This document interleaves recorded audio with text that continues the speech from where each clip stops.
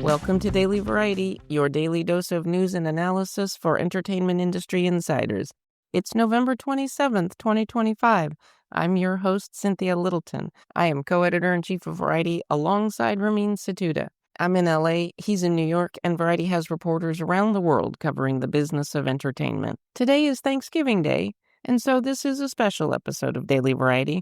We have a conversation with Marlo Thomas about one of the greatest philanthropic efforts that ever came from the entertainment industry, St. Jude Children's Research Hospital. It's based in Memphis, and it was the brainchild of one Danny Thomas, Marlo's father. Danny Thomas was basically Tim Allen and Chuck Lorre combined in his heyday in the 50s, 60s, and 70s. He was the star of a hit domestic comedy, The Danny Thomas Show, that ran for more than 10 years on ABC and later on CBS. Danny Thomas partnered with producer Sheldon Leonard to build a TV series empire that included The Andy Griffith Show, Gomer Pyle MC, The Dick Van Dyke Show, and the fabulous and influential drama series I Spy.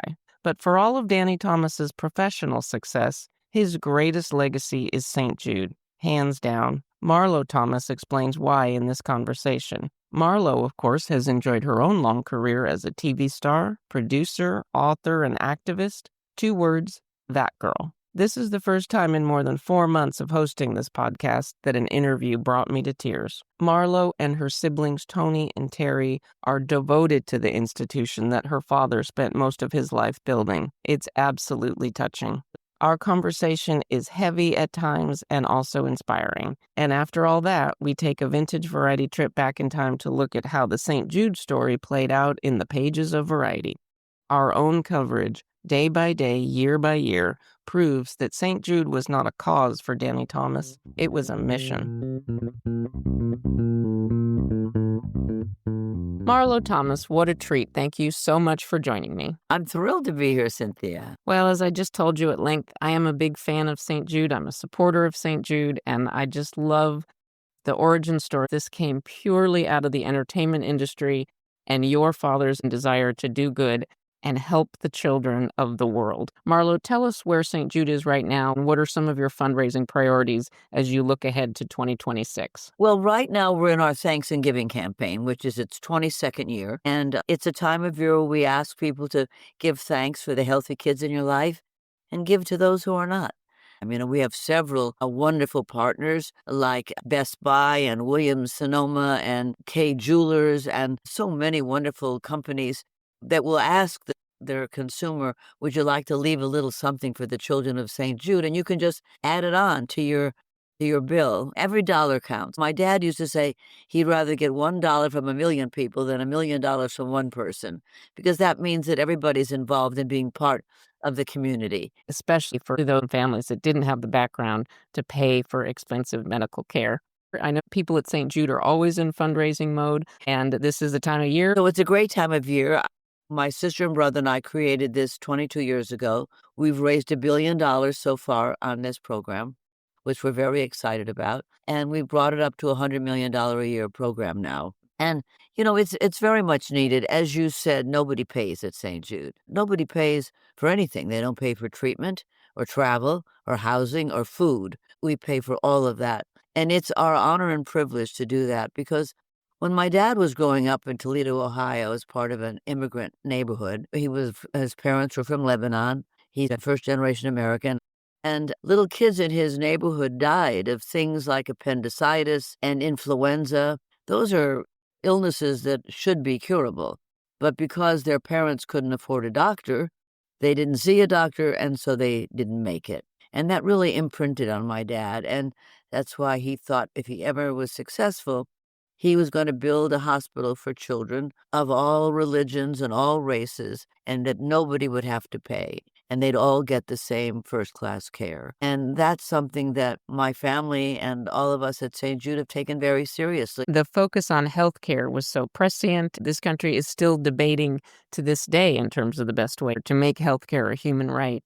You must have been a teenager. What do you remember about that period when your dad just made the decision, I'm going to go for it? Well, I'll tell you the truth, Cynthia.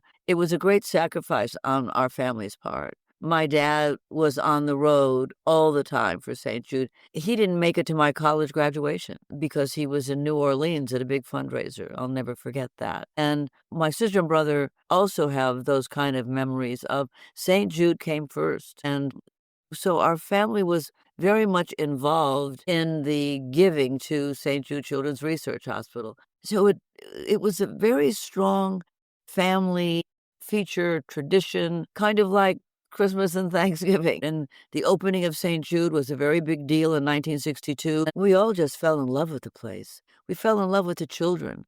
We fell in love with their strength, their bravery, and their parents. You know, one of the first time that I went to St. Jude after my father died, I was sitting in the car crying for a little while. I was afraid to go in. And then I went in, and there was this party going on.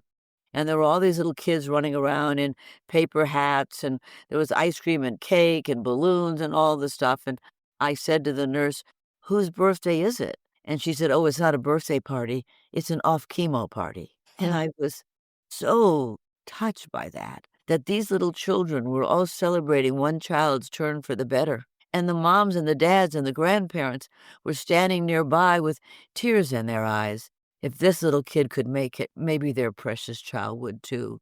And I really felt what my dad must have felt all those years in knowing what he was really doing with this institution. And Marlo, tell listeners why your father chose Memphis as the location for St. Jude. Well, a lot of people wanted him to put it in Boston or St. Louis, where there are really fine medical communities, medical universities to be able to recruit from. But my dad had read an article in a paper about a black child, 8 years old, who was hit by a car. The kid was on his bike, and the man who hit him was a white man, and he stopped and tried to get the kid. It was Mississippi, and he took the little boy to a couple of emergency rooms, and nobody would take him because he was black, and he died. And my father read that, and he said, "Okay, I'm putting the hospital in the South. There's enough hospitals for kids in the East and the Northeast and so forth. I'm just gonna put it in the South where every child will have a chance." So he chose Memphis for all kinds of reasons, but he wanted to put it in the South. And all of this, Marlo, is done from private donations. Right. How has St. Jude been able to keep it going and growing at the rate that you have? And not only is it treatment, but St. Jude is funding a lot of research, incredible breakthrough research on children's. And what's exciting to me is we're in a big expansion right now. We're in a $12 billion expansion, and buildings are going up one by one madly. And because those buildings hold the researchers and the scientists and the doctors who come from all over the world to do their best work to create trials and treatments that will help the children of America and the children around the world. And I don't know if you know this, but every child at St. Jude has both a doctor and a scientist on their team. So if that child's fever spikes in the middle of the night, there's a scientist to call and say, "What's happening? Why is this happening?" That's why we have such a wonderful cure rate and survival rate, because there are great minds saving this one child. And I find that so exciting, so strong, so moving, that as long as I have breath, I'm going to be on the road to raise money for St. Jude Children's Research Hospital. You know, our protocols are everywhere, and we're collaborating a great deal. AML, which is a deadly blood cancer, leukemia, we've had great success with ALL, acute lymphoblastic leukemia. It was 4% when my father opened the hospital. It's a 94% survival rate today. And I've held a dying child in my arms. I never thought I'd be able to bear such a thing. I was in the parking lot, and a father of a child came over to me and said, "Would you come say goodbye to Douglas?" And Douglas had been in a commercial with me, so I knew him. And I said, "Yes, sure." And I thought to myself, am I saying goodbye because they're going home? Am I saying goodbye because he's not gonna make it? You know, what kind of goodbye is this gonna be? But I just followed the father to the room, and there he was, 7 years old, dying. So I held Douglas in my arms, and I talked to him. I told him how proud I was of him, what a brave fighter he was. And I said, "You're gonna go to heaven. When you go to heaven, give my daddy a hug for me." And talking on and on to him about his courage. And I said, "Douglas, if you can hear me, squeeze my hand And of course, he didn't squeeze my hand. So I thought, well, he's gone already. And then a little tiny tap from his finger to my finger. He that's as much strength as he had. He couldn't squeeze my hand, but he certainly wanted to communicate with me, and he touched my finger with his little finger, and it makes me cry still today. But we did communicate at that last moment, and he did pass away, and I'm surprised that I could do that. You know, people always come up and say, "Thank you for saving my child," and I said, "I didn't do anything. I'm just a wheelbarrow. I just bring money." As I gather myself, I can tell you, listeners, that this is a cause for the children of the world. I know how committed you and your siblings are to what your father built. Your father is, in fact, buried on the grounds of St. Jude, Yes, if yes. I'm not mistaken. Both of my parents are. My mom and dad are. And, you know, when you say legacy, I have to tell you that my brother and sister have children, and their children and the grandchildren are all involved with St. Jude. They have their school sports donates money, from their sporting events. St. Jude has been so savvy about recruiting influencers, esports stars, just people that resonate with Gen Z and Gen Alpha and beyond. You and Drew Barrymore are Yes. hosting what sounds like a great event. Right, it'll be fun. But And on Drew December Barrymore is a wonderful young woman, actress and a talk show host, but she's got a great heart, and she's one of our ambassadors. She makes television spots for St. Jude, and she and I are going to be hosting this media event for influencers and other people that are in the media, like you, Cynthia, and I'm looking forward to it. We've never done it together before. But she's such a darling, and she's a very committed human being. Marlo, once again, thank you so much for joining me. Thank you, Cynthia.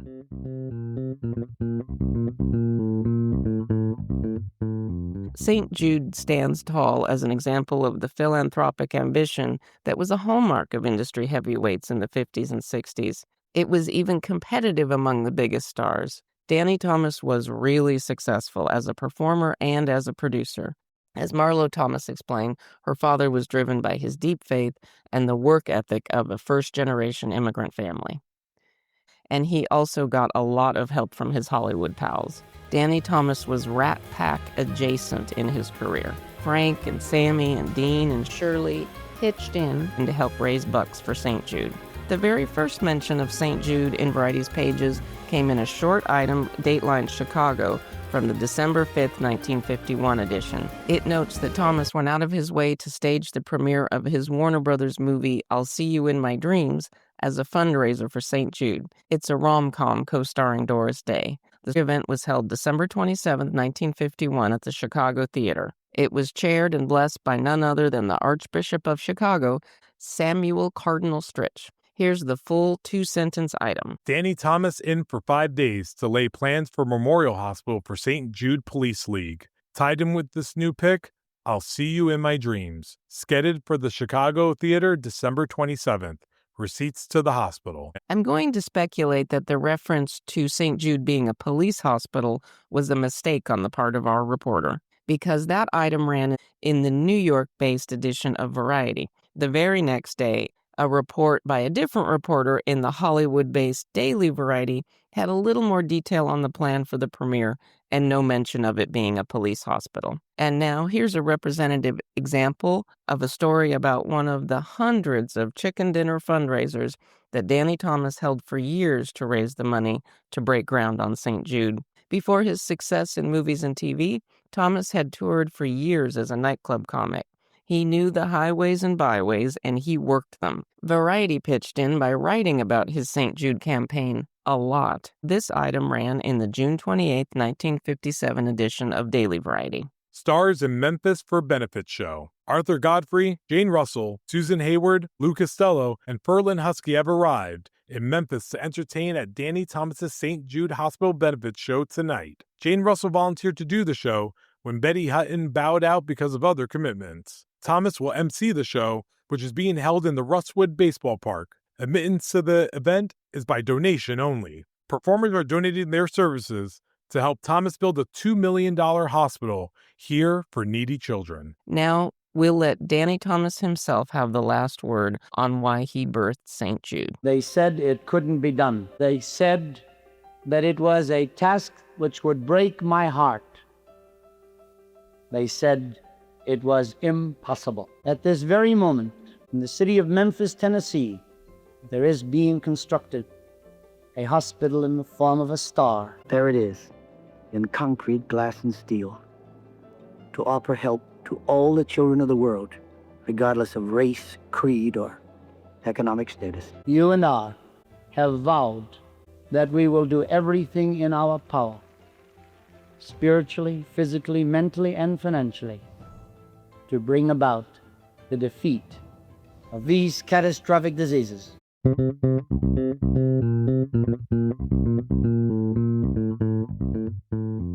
Happy Thanksgiving, listeners. We hope you've been inspired by this true tale of what one showbiz legend was able to accomplish in the name of the patron saint of lost causes, Danny Thomas, for the win. Thanks for listening. Please leave us a review at the podcast platform of your choice, and please drop us a line at podcasts@variety.com. We love to hear from listeners. We'll be back Monday with another episode of Daily Variety.